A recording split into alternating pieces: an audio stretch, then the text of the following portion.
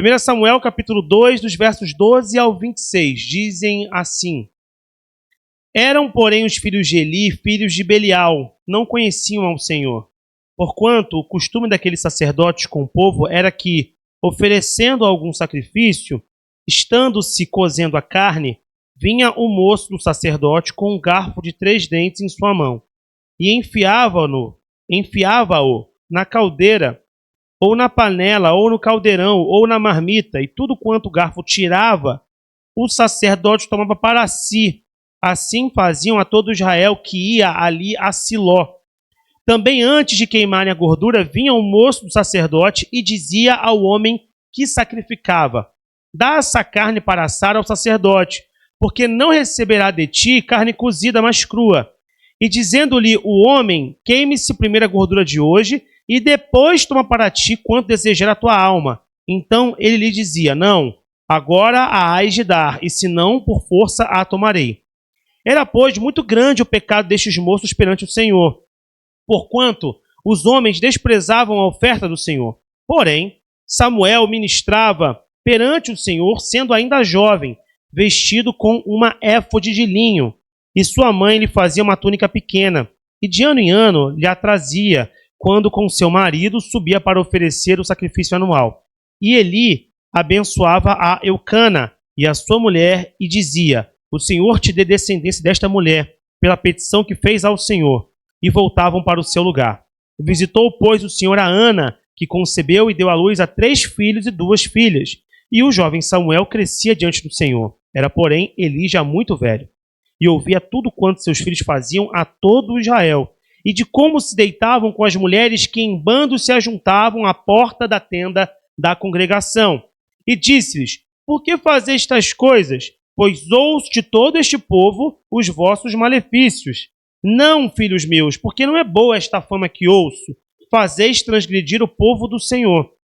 Pecando homem contra homem, os juízes o julgarão. Pecando, porém, o homem contra o Senhor, quem rogará por ele? Mas não ouviram a voz de seu pai, porque o Senhor os queria matar. E o jovem Samuel ia crescendo e fazia-se agradável, assim para com o Senhor, como também para com os homens. No capítulo 3, a partir do primeiro verso até o verso 21, diz assim: E o jovem Samuel servia ao Senhor perante Eli, e a palavra do Senhor era de muita valia naqueles dias. Não havia visão manifesta. E sucedeu naquele dia que, estando Eli deitado no seu lugar, e os seus olhos começavam a escurecer, pois não podia ver. E estando também Samuel já deitado, antes que a lâmpada de Deus se apagasse no templo do Senhor, onde estava a arca de Deus, o Senhor chamou a Samuel. E disse ele: Eis-me aqui. E correu a Eli e disse: Eis-me aqui, por que tu me chamaste? Mas ele disse: Não te chamei eu, torna a deitar-te. E foi e se deitou. E o Senhor tornou a chamar outra vez a Samuel, e Samuel se levantou. E foi a Eli e disse: Eis-me aqui, por que tu me chamaste? Eis-me aqui, porque tu me chamaste. Mas ele disse: Não te chamei eu, filho meu, torna a deitar-te. Porém, Samuel ainda não conhecia ao Senhor e ainda não lhe tinha sido manifestada a palavra do Senhor. O Senhor, pois, tomou a chamar a Samuel a 3ª vez, e ele se levantou e foi a Eli e disse: Eis-me aqui, porque tu me chamaste. Então entendeu Eli que o Senhor chamava o jovem. Por isso Eli disse a Samuel: Vai deitar-te, e há de ser que, se te chamar, dirás: Fala, Senhor, porque o teu servo ouve. Então Samuel foi e se deitou no seu lugar. Então veio o Senhor e pôs-se ali e chamou como das outras vezes: Samuel, Samuel. E disse Samuel: Fala, porque o teu servo ouve. E disse o Senhor a Samuel: Eis que eu vou fazer uma coisa em Israel, a qual todo o que ouvir lhe tinirão ambos os ouvidos. Naquele mesmo dia suscitarei contra ele tudo quanto tenho falado contra a sua casa. Começarei e acabarei, porque eu já lhe fiz saber que julgarei a sua casa para sempre pela iniquidade que ele bem conhecia, porque, fazendo-se os seus filhos execráveis, não os repreendeu. Portanto, jurei à casa de Eli que nunca jamais será expiada a sua iniquidade, nem com sacrifício, nem com oferta de alimentos. E Samuel ficou deitado até pela manhã. Então abriu as portas da casa do Senhor, porém temia Samuel relatar esta visão a Eli. Então chamou Eli a Samuel e disse: Samuel, meu filho. E disse ele: Eis-me aqui. E ele disse: Qual é a palavra que te falou? Peço-te que não me encubras. Assim Deus te faça, e outro tanto, se me encobrires alguma palavra de todas que te falou. Então Samuel lhe contou todas aquelas palavras e nada lhe encobriu. E disse ele: Ele é o Senhor. Faça o que bem parecer aos seus olhos. E crescia Samuel, e o Senhor era com ele. E nenhuma de todas as suas palavras deixou cair em terra. E todo Israel, desde Dan até Berseba, conheceu que Samuel estava confirmado por profeta do Senhor. E continuou o Senhor a aparecer em Siló, porquanto o Senhor se manifestava a Samuel em Siló pela palavra do Senhor. Amém? Feche seus olhos. Senhor Deus, nós te louvamos, te agradecemos pela tua palavra, Deus, que ela é reveladora para nós. Que essa palavra, Deus, possa nos guiar nessa noite. Abre a nossa mente, o nosso entendimento para conhecermos mais de ti através das Escrituras, Senhor, e que nós possamos traduzir para a nossa vida, conforme a necessidade que nós temos, Senhor Deus. Que essa palavra venha confortar nossos corações, mas também confrontar-nos naquilo que é necessário. Deus, fala conosco. Que não seja apenas um protocolo, mas que seja um momento de real devoção, Deus, e reflexão diante das Escrituras. Transforma a nossa mente, Deus, nossas atitudes, guia nossos passos para o honra e glória do teu nome. É o que nós pedimos e agradecemos, Deus. Toca a nossa mente e o nosso coração. É o que nós pedimos e agradecemos em nome do Senhor Jesus. Amém. Amém? Pode se assentar. Diante de nós aqui, a gente lê um texto bem longo, né? A gente leu longamente o texto, né? Vários textos são longos, a gente escolhe ler menos. Hoje eu escolhi essa dinâmica de ler longamente esse texto, porque eu acho que a história inicial do livro de Samuel é uma história que tem que ser lida com paralelos. É claro que você pode acompanhar de modo isolado algum personagem, não há nenhum problema nisso. Inclusive, existe uma expectativa natural que você vai encontrar um personagem chamado Samuel, dado o fato de que o nome do livro é Samuel. E você entende que, num primeiro momento, talvez esse seja o personagem principal. Embora, é claro, que na medida que a gente vai lendo, a gente vê outros personagens muito importantes, né? Reis de Israel, não só juízes, inicialmente, mas também reis de Israel vão aparecer nesse livro. Então, essa ideia inicial de que o livro tem que ser centrado em Samuel, obviamente, se quebra diante da leitura do que está ali sendo exposto. E logo de cara, a gente percebe que existe duas histórias, ou pelo menos dois grupos de histórias, acontecendo em simultâneo. O primeiro grupo de histórias diz respeito à família de Ana e Eucana. Ana era uma das esposas de Eucana, que também tinha outra esposa chamada Penina. Naquele tempo histórico, isso era uma coisa comum naquela sociedade, que, conforme a gente percebe nas Escrituras, era de algum modo tolerado pelo Senhor, embora não fosse o seu desejo, né? A gente sabe que o princípio da criação e a própria revelação neotestamentária fala para a gente do quê? De cada um tomar uma esposa para si, né? Não ter mais de uma. Então havia um padrão do passado, que não é o padrão para nós hoje em dia, mas que está descrito nos textos, porque essa era a dinâmica daquela sociedade. Só que, naturalmente, numa sociedade qualquer, a questão da reprodução é uma questão fundamental. E aí, no caso, isso também explicava o fato de, às vezes, uma pessoa ter mais de uma esposa, porque tinha a ver com o fato de garantir a perpetuidade, do seu nome e da sua família. E, no caso, Penina conferiu a Eucana filhos, mas Ana tinha uma dificuldade. E a gente consegue saber que era o caso dela, porque, no caso ali, a outra mulher tinha dado filhos a ele. Então fica evidente que o problema não podia ser em Eucana, tinha que ser em Ana. Se há um casal, por exemplo, que aí não tem filhos, você não tem como atribuir. Mas quando fica evidente essa relação com duas mulheres, fica notório que o problema está com Ana. E Ana, obviamente, tem isso como uma situação desconfortável. Para ela, naquele contexto, isso é ido como um elemento de humilhação.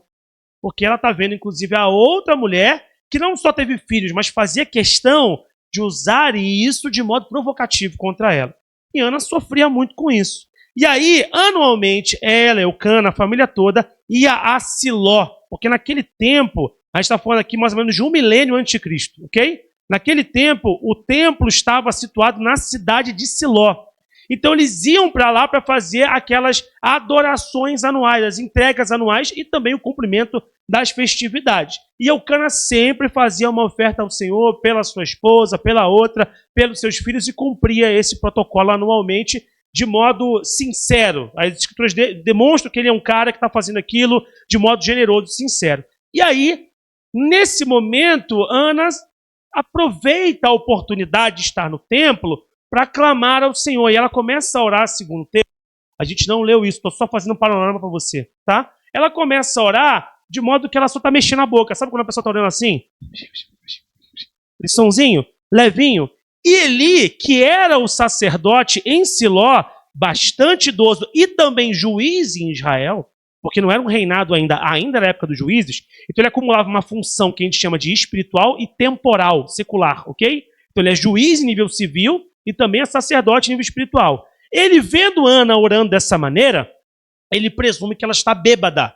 Por quê? Porque não era comum no templo fazer orações para dentro. Então, se a pessoa está falando baixinho para dentro, essa pessoa não está legal. E ele fala assim, minha filha, você que está bêbada aqui no templo. Aí ela vai, não, desculpa, sacerdote, desculpa, Eli, é porque eu estou aqui falando ao Senhor, clamando por esse assunto.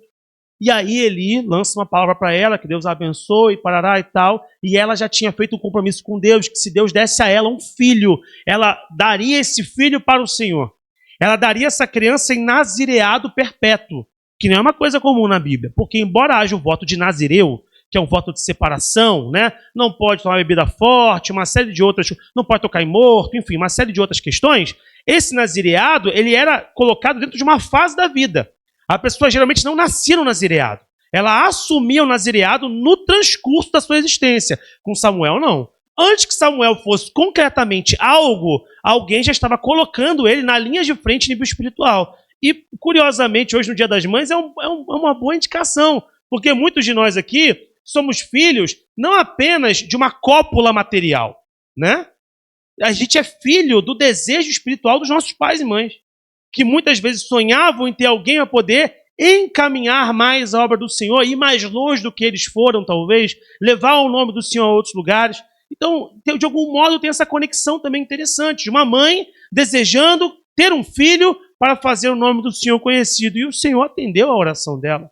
E Samuel nasceu, e tal como ela prometeu, tão logo o menino foi desmamado, e naquele contexto o desmame é mais ou menos na altura de 3 anos de idade, esse menino é levado para o templo para ser criado ali e para executar funções de como se fosse um treinamento sacerdotal, ao mesmo tempo que separado por um voto de nazireado. Então essa é a primeira história. É a história de um nascimento de um menino e que depois, conforme a gente leu, será confirmado como grande profeta em Israel. Amém? Essa é a primeira história. A história paralela é a história daqueles que estão no templo já. Não estavam fora, estavam dentro do templo. É a história de Eli e seus filhos. Eli, um sacerdote, de longo tempo de trabalho, de muita idade e de alguma sinceridade diante do Senhor. Só que ele tinha 2 filhos. E os filhos dele são problemas. E a gente até brinca, é triste falar isso, mas é verdade. Quem é filho de pastor aqui, a gente tem aqui 5 filhos de pastores aqui, né? Que eu consiga identificar. Pode ser que tenha mais e eu não saiba. Mas 5 filhos de pastores aqui. Uma coisa que é uma tradição infeliz na igreja que é o seguinte: ou o filho de pastor, ele é muito comprometido com a obra do Senhor, ele ama muito Jesus e ele trabalha em 8 ministérios simultaneamente, ou ele é da pá virada. Não tem gente meio equilibrada nisso, não. Ou o cara ama muito Jesus, ou ele se solta mesmo e vive uma vida desvairada. Não é muito, acontece muito isso? E no caso dos filhos de Eli, era justamente isso. Era Ofni e Finéias. Esses 2 caras estavam no templo, eram da linha sacerdotal, foram separados para esse processo, mas eles desprezavam o sagrado que foi ensinado pelo seu pai. Inclusive, esse é o tema dessa pregação. Não despreze o sagrado. Porque é justamente isso que esses 2 jovens fazem. Eles nascem num ambiente sagrado, eles nascem num ambiente de adoração, mas eles não constituem isso como prática para as suas vidas. O texto mostra para a gente o quê? Que eles usavam do espaço do expediente sacerdotal para satisfazer os seus próprios interesses.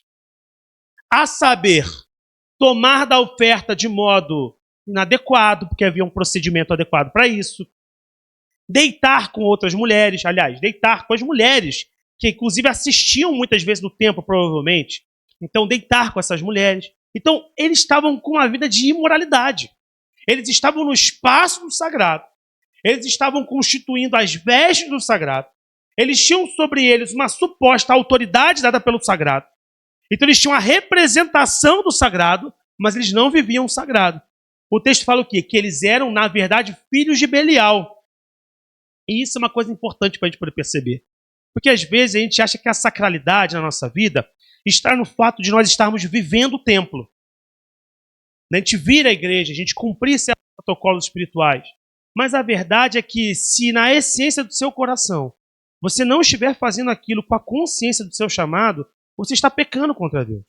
Você se torna, embora dentro do templo, um filho de Belial. Pode parecer uma coisa muito dura, e é de fato, mas tem que ser dita. Por quê? Porque o próprio texto mostra pra gente que o problema também estava no fato de que, embora eles assim fizessem, e embora ele soubesse, ele não era ignorante com relação a isso. As informações chegavam. Embora ele soubesse, ele não corrigia, ele não repreendia os filhos na medida necessária. Você viu como é que ele fala com os filhos no texto? Não é boa coisa o que vocês fazem. Aí está falando de dois caras que são autoridade, filhos de um juiz em Israel, que são autoridade sacerdotal, são os caras que administram as ofertas, administram as festas, que tocam no sagrado, estão próximos da arca, e o responsável vira e fala, não é boa coisa o que vocês fazem. Ao invés de falar assim, vaza, sai fora, vocês não têm que estar nesse espaço, vocês estão maculando o sagrado do Senhor. Ah, Igor, mas são os filhos dele. Sim, são os filhos dele, mas é o Deus dele. É também o Deus dele, primeiramente. E isso ficou como uma lição para nós, porque às vezes a gente acha que a melhor forma de tratar um problema de alguém que está se revoltando, eu não estou falando de pessoas que estão passando por lutas, eles têm que saber ler as coisas. A capacidade de interpretar é muito importante. Às vezes alguém está lutando numa situação e precisa de acolhimento, de força. Olha, eu não estou conseguindo vencer. E você percebe na forma de falar, nos atos, se aquela pessoa realmente está passando por uma luta. Você ajuda aquela pessoa. Mas há pessoas que, sendo repreendidas por Deus, não aceitam a repreensão. E cabe a nós, como comunidade, forçar os limites ali. De falar assim, então daqui você não pode passar. Porque não tem o que fazer. Porque ali mesmo se coloca, olha, quando uma pessoa falha contra a outra, tem a Deus por juiz. Mas e quando somos nós que somos os juízes desse povo, que erramos contra Deus? O juízo vem do próprio Senhor em algum momento. Mas isso não muda o fato de que ele tinha uma responsabilidade de travar. E às vezes a gente acha que a melhor forma é sempre ser extremamente cauteloso, e temos que ser cautelosos. Mas note, há momentos em que tem que dar um basta. De você falar, isso que você está fazendo está errado. Às vezes você tem um amigo, um parente, alguém na sua casa, alguém que você conhece, alguém próximo, e você percebe que a pessoa está destratando, não está tendo zelo com aquilo que Deus deu na sua mão. A forma adequada de lidar com isso não é falando assim, veja bem, não é boa coisa o que você faz. A forma adequada é falar assim, meu filho, minha filha, abre o olho, sai fora, não vou deixar você continuar fazendo isso aqui, mas abre o olho, se corrige enquanto é tempo. Por quê? Pode ser que não haja mais tempo em algum momento, porque conforme o Senhor falou, eu, por nenhuma oferta, vou deixar passar a expiação, não vou expiar o pecado que eles cometeram. Veja, não quer dizer que Deus não poderia perdoar Eli, mas estava dizendo que o ofício sacerdotal que tinha sido estabelecido para a sua vida havia sido perdido. Isso é muito sério. A gente está falando de alguém que foi selecionado, já estava na casa de além de 90 anos de idade, viveu, sei lá, mais de 40 anos na condição de juiz de Israel, e o Senhor estava falando, olha, no final você deslizou pesado aí na criação dos seus filhos, na forma de administrar, e eu tenho que te tirar dessa posição. É vergonhoso, mas Deus precisou fazer isso, e chegou um ponto do Senhor falar assim, eu não quero nem que eles se arrependam, porque eu já tenho eles na conta. Isso fala no texto. Eu vou levar os dois, eu vou tirar a vida deles, para que fique evidente o processo de problema que teve. Veja, não é que eles não tiveram chance de se arrepender, eles tiveram inúmeras chances, mas há um momento que a Bíblia mostra o quê? Que a pessoa se entrega tanto ao pecado, que a linguagem é que Deus o quê? Endurece o coração, essa é a linguagem. O que isso quer dizer na prática, na condição hebraica? que Deus entrega a pessoa de tal maneira ao seu mal, que ela já está, de algum modo, em juízo próprio, que Deus só vai deixar acontecer aquilo que ele já sabe que vai acontecer, para que ele possa ajuizar e para que publicamente fique evidente que não ele está sendo injusto. Ele está permitindo que as coisas aconteçam para que o juízo venha e todos saibam que há uma razão para esse juízo. E justamente isso vai acontecer.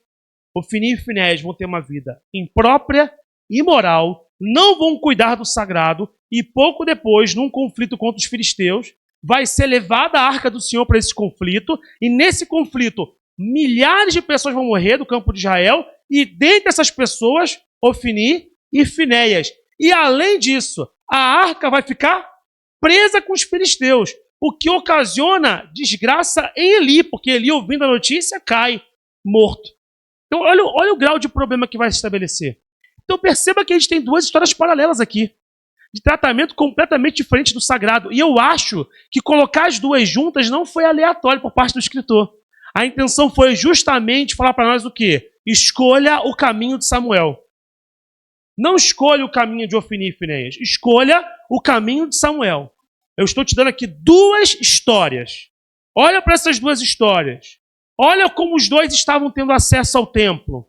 Olha como os dois tinham sido escolhidos para um grande propósito. Olha o desdobramento a partir das decisões. Escolha, pois, a vida.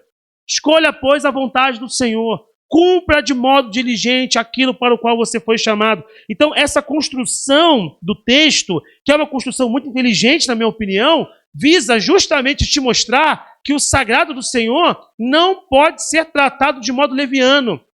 E é por isso que eu quero deixar algumas indicações para você aqui de aspectos do sagrado sobre os quais você deve estar atento na sua vida. Porque o que eu estou traduzindo por sagrado aqui para nós agora, em termos práticos? Tudo que constitui nosso relacionamento com Deus e todos os instrumentos que Ele nos dá. Ok? Então, todo o nosso relacionamento e todos os instrumentos. Não dá para ser leviano com isso. Não dá para a gente achar, antes de entrar nesses pontos, não dá para a gente achar que a gente pode servir a Deus como a gente quer. Não dá. Isso está errado. Não tem como a gente falar assim, não, mas eu faço dessa maneira e o Senhor que aceite. Não, mas eu faço da melhor forma que eu acho que tem que ser feito, é o que eu posso fazer. Nós não damos para as pessoas o presente que a gente quer dar, simplesmente. A gente dá para as pessoas o presente que a pessoa quer receber. Concorda comigo? Uma coisa que às vezes a gente sempre fala do Dia das Mães, aproveitando a temática do Dia das Mães, é que muitas vezes as pessoas dão para as mães presentes que são para casa. Não é verdade?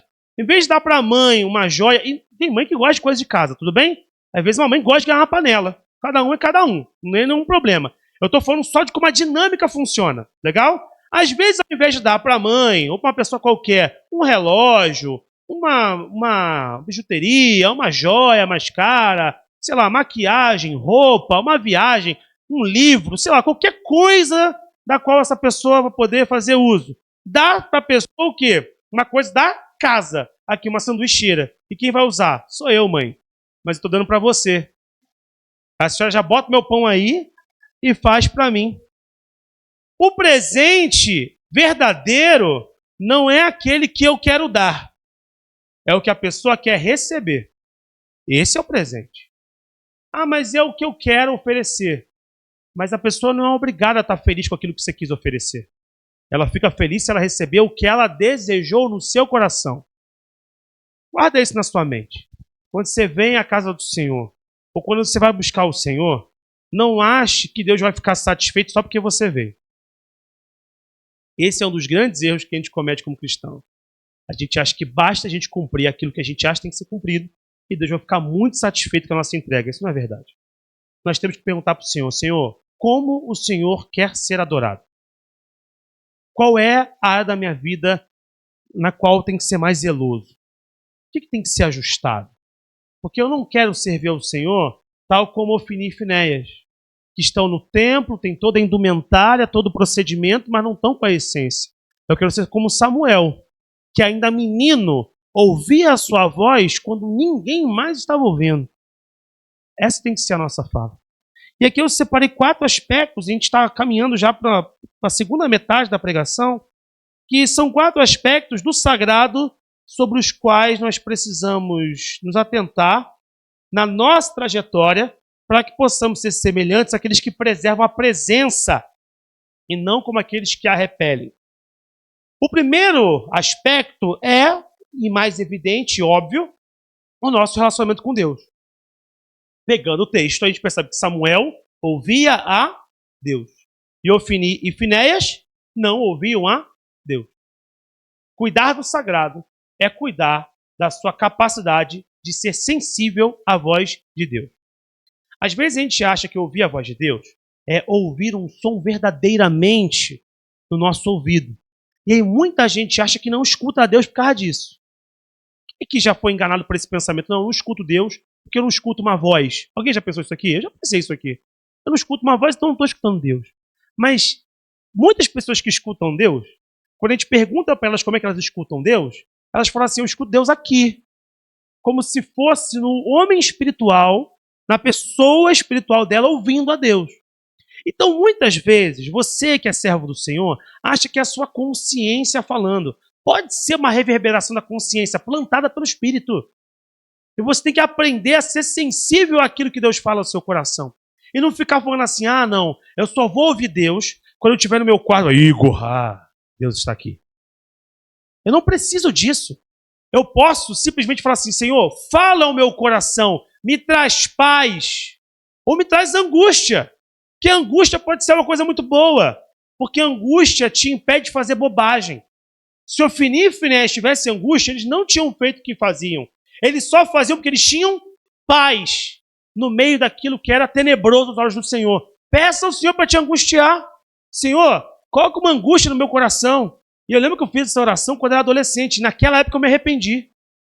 De verdade. Porque eu comecei a orar e falei assim, Senhor, se eu for pensar em fazer alguma coisa que vai te entristecer, me angustia. Cara, era muito ruim. Uma sensação, falei, Senhor, eu quero rever o pedido. Quero ajustar os termos do contrato. Mas é porque incomoda mesmo. Se você pedir o Espírito Santo para ele te incomodar, ele vai te incomodar. Você falar, Senhor, me dá paz com relação a alguma coisa, ele vai te dar paz. Mas, Senhor, se eu estiver errado, me angustia com relação a essa coisa. Se prepara, que se você é filho do Senhor, você vai ter uma angústia no seu coração. Mas é bom. É melhor que haja uma angústia para isso do que um sofrimento posterior. É melhor ajustar a rota se angustiando do que no final ouvir do Senhor que você foi reprovado e que o seu tempo no seu sacerdócio, na sua função, no seu ministério foi acabado de modo equivocado ou abreviado porque você não cuidou das coisas com diligência. E nós, como servos do Senhor, precisamos ter essa clareza que nós fomos chamados por uma grande missão da parte de Deus. Que essa missão não se constitui e não se resume a vir à igreja às 8, às 10 ou às 19 horas e um segundo culto à sua escolha no meio da semana. A nossa vida não se resume a isso. A nossa vida se constitui em sermos pessoas que falam verdadeiramente uma palavra de um Deus vivo. E as pessoas ouvirem e reconhecerem que há algo diferente nas nossas vidas. Não porque nós temos uma gramática diferente, o sotaque gospel, ou porque a gente se veste igual crente, ou porque seja o que for que remeta à cristandade, escuta a música gospel dentro do seu carro. Não, mas porque de algum modo Deus é manifesto nas coisas que você faz. E as pessoas percebem. E Eli percebeu. Mesmo ele tendo os seus defeitos de não corrigir adequadamente, ele percebeu em Samuel algo especial. E as pessoas percebem. Se há algo de na sua vida, elas percebem. Então a primeira coisa que tem que cuidar do sagrado é o seu relacionamento com Deus. Não entregue para o Senhor menos do que Ele te pedir. Não faça a quem. É claro, e eu sempre falo essa frase, não deixe de fazer com regularidade por uma impressão de excelência. Como assim? Não, eu não vou orar hoje, que eu estou com pouco tempo, e eu só posso orar com excelência. Então eu preciso de 25 minutos. Como hoje eu só tenho 15, eu não vou orar. Não faça isso, você não vai orar nunca. Você tem que fazer, porque levantei e fiz. É igual a academia, né? Quem aqui faz academia sabe como é que é. Tu tá todo dia a fim de ir pra academia? Eu gosto muito, mas tem dia que eu falo assim, hoje não dá. Eu boto na minha cabeça a seguinte frase. Tem coisas que só você pode fazer por você. Eu boto isso na minha cabeça. Aí eu falo assim, ninguém vai crescer meu supino, o meu bíceps pra mim. Então eu tenho que fazer meu bíceps crescer por conta própria. Eu levanto e vou. Eu boto na minha cabeça um negócio e eu vou fazer. Tem que botar isso na nossa cabeça. Ninguém pode se relacionar com Deus por mim. Ninguém pode ter intimidade com Deus por mim. Se alguém busca intimidade com Deus, aquela pessoa usufrui do despojo da busca, não eu. Então eu tenho que pensar isso. Eu vou me dedicar ao Senhor. É claro que o objetivo é sempre ter excelência, mas não abdique da consistência por uma ilusão de excelência. Ilusão. Porque nem sempre o teu melhor todo dia é o mesmo, né? Tem dia que você está mais disposto, menos, mais energia, menos energia, mas busque ao Senhor com alguma regularidade e procure ser excelente no serviço ao Senhor. E aí você tem que perguntar a Deus, porque cada um acerta numa área diferente. Alguns têm a ver com o tempo, outros têm a ver com a forma como fala com o Senhor, outros têm a ver com a postura, outros têm a ver com a forma como vive o seu dia. E tem algo que está fora da excelência que Deus almeja para você. Você tem que perguntar a Deus para você, da sua vida, o que Ele quer consertar. Segundo ponto, que é algo do sagrado que deve ser cuidado, e o texto fala muito disso, o nosso casamento e ou a nossa família de um modo geral. Samuel, ele foi desejado e preparado para algo. Por quem? Pela sua família. Ana projetou e colocou diante do Senhor. E Eucana consentiu com a vontade de Ana. E Deus ainda abençoou Ana com outros 5 filhos, como diz o texto. Ela não teve só Samuel. O pessoal acha que ela teve só Samuel. Ela teve 6 filhos. Samuel e outros 5. Foi um menino preparado por Deus. A família é algo sagrado e ela cuidou dessa família. Já Ofni e Finéias tinha um pai também, mas este pai oferecia conselhos brandos, açucarados, suaves, ao invés de afastar os jovens das suas funções, dando-lhes as verdades que salvariam as suas vidas. Nosso casamento, nossa família, ela é sagrada, ela tem que ser preservada. Você que é marido deve amar a sua esposa, você que é sua esposa deve amar o seu marido. Você deve preservar as coisas que você fala, deve tomar cuidado com o que você diz para essa outra pessoa, que é parte sua, inclusive. Você tem que tomar cuidado com o que você fala para os seus filhos, o que você fala para os seus pais, porque a família é um projeto de Deus. Isso não é um clichê, isso é bíblico. É um projeto de Deus. E se você não cuidar dessa primeira igreja que Deus te deu, sua primeira comunidade, que é a família, como é que você vai cuidar de todo o resto do sagrado do Senhor? Se o próprio apóstolo Paulo fala que aquele que almeja episcopado, boa coisa deseja, mas antes, veja o quê? Uma série de coisas numa listinha, e eu acredito que boa parte delas são vinculadas à família. A como agir enquanto pessoa, a como cuidar dos seus filhos, a como se portar, o que bebe, o quanto bebe, o que come, o quanto come. Uma série de coisas relacionadas ao cuidado pessoal e ao cuidado relacional. Isto é sagrado. E a tendência do nosso tempo é criar uma cultura que dessacraliza o que é do Senhor. A família passa a ser vista como um empecilho. Ah, não, meu marido é muito chato. Ah, minha esposa é perturbada. E aí começa uma brincadeira aí, porque mulher é assim, não, porque homem é assado. Claro, tem uma camada de humor que é possível, mas tem coisas que passam do limite, você percebe? E fica uma coisa do tipo uma guerra dos sexos. Quem é que ganha com isso? Quem é que ganha com isso? Com uma guerra dos sexos estabelecida? Não, porque os meninos são legais, as meninas são chatas. E a Xuxa Park? Meninos contra meninas?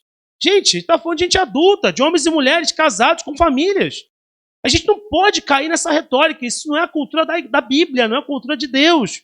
A cultura de Deus é que as esposas são bênçãos, os esposos são bênçãos, os filhos são bênçãos, a família é bênção do Senhor. Ela é sagrada, deve ser cuidada, deve ser educada, deve ser a sua prioridade. Antes de você pensar em qualquer coisa, pense na sua família. Antes de fazer qualquer coisa, pense na sua casa. Ofereça o melhor para a sua casa. O Alan falou isso hoje de manhã, inclusive. Primeiro a sua casa. Faça o melhor pela sua família. Deus te deu isso como algo sagrado. Preserve isso. Tente dar um tempo de qualidade à pessoa que vive com você. Tente ser amoroso, tente ser paciente. Às vezes você está de mau humor, mas tenta, faz um esforço, pede a Deus ajuda. É o sagrado que Deus te deu para cuidar. Se você deixar isso bagunçar, muitas outras coisas dão um problema depois. Sabe por quê? Porque o seu mau humor, derivado do problema não resolvido na sua casa, atrapalha todo o resto. Você não consegue ter paz para cantar, para pregar, para tirar uma foto, para fazer uma gravação, para receber alguém na porta, para oferecer um copinho da ceia, para passar um data show, para abrir uma garagem, para dar bom dia para as pessoas. Você não tem paz para fazer isso se a sua vida em casa é uma bagunça. Não tem como, porque você vai ser obrigado a criar uma máscara. Você vai ter que maquiar uma realidade, isso vai te matar por dentro. E o que o diabo mais quer é isso. Gente fazendo coisas sem a essência corrigida. Ofni e Finéias eram justamente isso. Gente que estava na igreja, na linguagem do templo, né? naquele contexto. Estava no templo. O diabo não está preocupado em você estar no templo apenas. Ele está preocupado se você está sendo templo ou não. Se você não for templo e estiver nesse espaço, não tem nenhum problema. O diabo espera lá fora e continua atrapalhando a sua vida. Ele não tem nenhum problema com isso. Você tem que aprender a perceber as ciladas do inimigo. Ele gosta de passar para a gente a impressão que nós estamos no controle. Quando, na verdade, muitas vezes ele está fazendo o joguinho dele. E a gente tem que estar ligado nisso, em Deus. E cuidar da família, porque a família é algo sagrado a parte de Deus.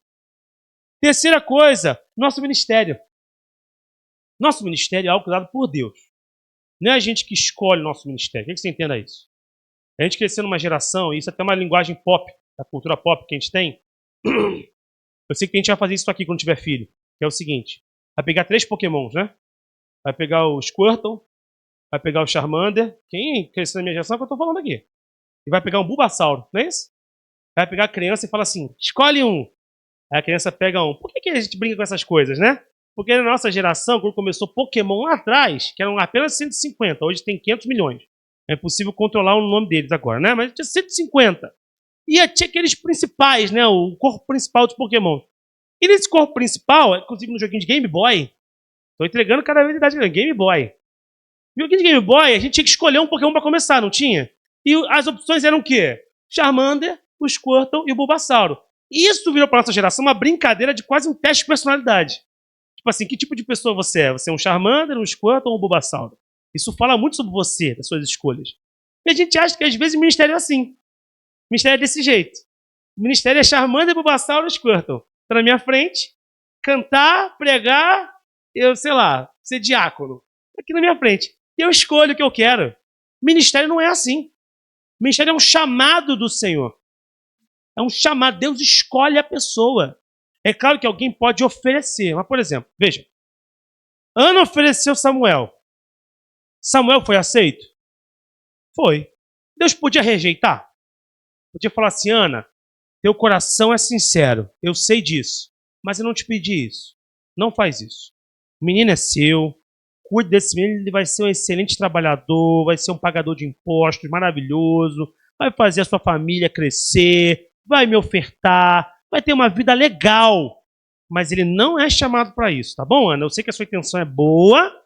Papai do céu não quer. Guarda esse menino para você. Pronto, acabou, resolveu. Mas não, ela entregou. Mas quem acolheu? Deus. Quem determina o cabo é Deus. Ah, mas eu tenho muitas qualificações para várias coisas. Samuel foi escolhido antes de nascer. Qualificação tem a criança antes de nascer?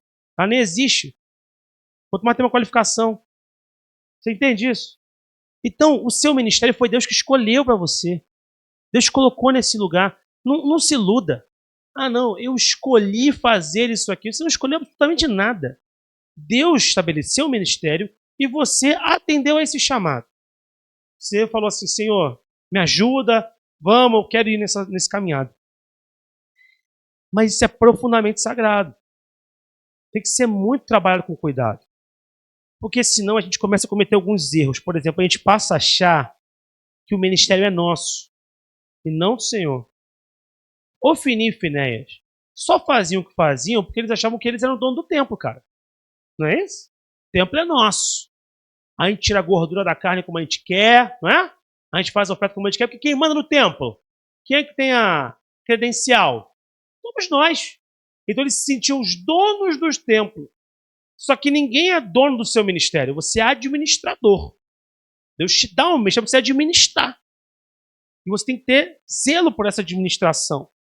Se você pega Samuel, ele se dedicou para aquilo que foi consagrado. Já Ofni e Finéias usaram do ministério para obter vantagens. Vantagens. Poder, influência, reconhecimento e capacidade de circulação.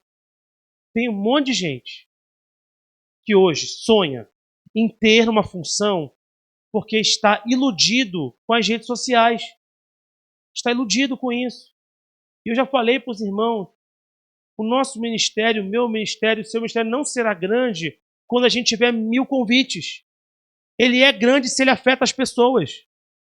Se ele faz diferença nas pessoas, ele é grande. Porque foi para isso que nós fomos chamados. A pessoa fala assim, eu vou ter um grande ministério quando eu estiver tocando nos grandes palcos. Não tem palco suficiente para a quantidade de gente iludida. Não tem palco suficiente para isso. Nem precisa. Porque você foi chamado para fazer diferença num local. Você tem noção que a geração que mais conhece coisas no mundo é a nossa? Todas estão falando de passar na Terra. Ninguém na face da Terra, no tempo deles, se houvesse um desastre natural em outro lugar, eles não sabiam rápido. A gente sabe na hora. Ninguém tem tanta informação, tanto conhecimento, acompanha tanta coisa como a gente. Só que tem um impacto negativo, gera ansiedade e comparação. E você acha que só vai ser bênção quando você já é bênção. Se você está no lugar que Deus colocou, você é bênção, meu irmão. Você já foi colocado no ministério, zela por eles, zela pelas pessoas. Não quando eu tiver esse cargo, quando eu tiver naquela posição, quando eu fizer, quando 1.000 pessoas, quando 5.000 pessoas. Está fazendo o que Deus te mandou fazer? Alcançou alguém? Você está no caminho, zele pelo seu ministério. Ele é o sagrado que Deus te deu para cuidar. Ele não é seu, mas ele é uma atribuição que Deus te dá, confiando que você será diligente. Aí algumas pessoas viram e falam assim, poxa, mas tem muita gente fazendo bobagem por aí. Tem muita gente que está fazendo bobagem. É mentira ou é verdade? É verdade. Só que o dia da cobrança vem. Como veio para Ofni e Finéias, a cobrança das pessoas virá. E a gente às vezes acha que está tudo certo porque não vê a cobrança ainda. Mas uma hora a cobrança bate. A conta chega para todo mundo. E nós não temos que ficar vivendo avaliando se a conta chegou para o outro ou não. A gente tem que tomar conta da nossa própria conta. Saber o que a gente vai oferecer diante do Senhor, porque Deus irá inquirir a cada um sobre aquilo que lhe deu por responsabilidade. Cuide, zele por aquilo que Deus te deu, meu irmão. Não despreze o sagrado, não. Não faz sem vontade, não. Eu não posso chegar aqui sem cuidar do sermão adequadamente. Você não pode chegar aqui para ministrar sem se preparar. Você não pode cuidar de uma vida discipular só porque, tá aqui. Não, faz querendo fazer, faz amando aquilo ali. Deseja, porque esse é o ponto de contato que Deus te dá para você se comunicar com Ele de modo mais profundo. E quarto e último ponto, os nossos dons. Samuel mobilizou os seus dons para a glória de Deus. E qual é a diferença do ministério para o dom? O ministério é a área de atuação, o dom é o instrumento, ok? Então a sua área de atuação, a pastoral, missional, é o ministério. Legal? O dom é uma capacidade que Deus te dá. Palavra de sabedoria, palavra de revelação, dom de cura, ok? Línguas, interpretação de línguas é um dom que Deus te dá. O Samuel mobilizou os seus dons para a glória de Deus. Como é que ele fez isso? Ainda nesse texto, quando ele ouviu o Senhor, ele falou, eis-me aqui. Ele podia falar assim, Senhor, dá um tempinho, estou dormindo. Ele falou, Senhor, eis-me aqui. Ele se colocou diante do Senhor, mobilizou o dom dele e deu um alerta para Eli com relação àquilo que Deus falou. Já Ofni e Finéias sequer conseguiam perceber o abismo no qual estavam inseridos. Quanto mais serem úteis e zelosos com os seus dons. Não percebiam nem o buraco onde estavam inseridos, que dirá serem usados por Deus de alguma maneira. O texto fala, eram filhos de Belial. É capa de cordeiro, mas é lobo. Não amam o Senhor de verdade. Aqui, nessa questão dos dons, a gente tem que pedir a Deus todos os dons possíveis. Mas tem que saber que a distribuição é dada por Ele conforme a sua vontade.